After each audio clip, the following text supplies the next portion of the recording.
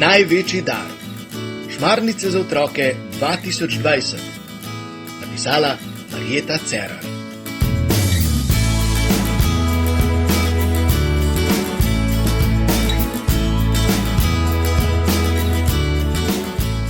Prvi dan šmarnic.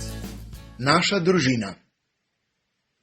Živja, moje ime je Polona. Stara sem 9 let in hodim v 4. razred. Danes bi vam rada predstavila našo družino. Živimo na majhni kmetiji na robu mesta. Imamo hišo, hlev, nekaj travnikov in njiv. Imamo tudi krave, kokoši, pujsa lenobo in cel trop črnih mačk.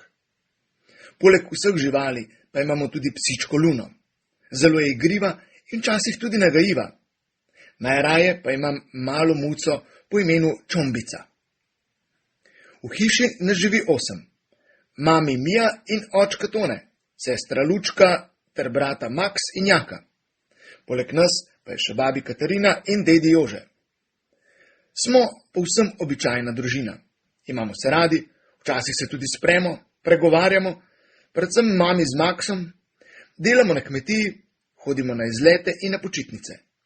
Imamo pa eno posebnost. V naši hiši ima posebno mesto Marija. Pravzaprav je že kar članica naše družine.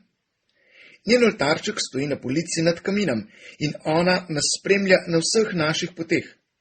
Vendar včasih ni bilo tako. Naj vam predstavim vse člane naše družine. Mami je učiteljica in že pol življenja hodi v 2. razred. Včasih je zelo stroga. Očka dela v podjetju, kjer načrtuje velike čistilne naprave. Kar naprej nekaj razmišlja in ustvarja v svoji delavnici. Drugače pa je po srcu kmet in zelo rad dela na naši kmetiji. Brat Maks je star 14 let in je v puberteti. No ja, vsaj tako pravi mami. Maks zelo rad igra košarko in kolesari. Med počitnicami zelo dolgo spi. Rad igra igrice na telefonu.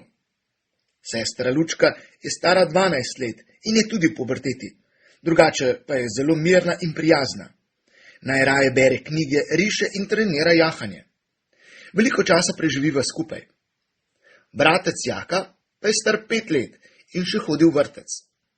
Rad se vozi s traktorjem in pomaga pri delu na kmetiji. Sam pravi, da bo kmet, ko bo velik. Potem sem tukaj še jaz, navihana Polonca. Vsaj tako me kliče dedi. Sem in tja res kakšno ušpičim, sicer pa pri 9 letih že marsikaj vem. Zelo rada rišem, se igram in treniram gimnastiko. V šoli imam najraje matematiko. Babi Katarina je zlata babica. Pri njej se najraje crkljam.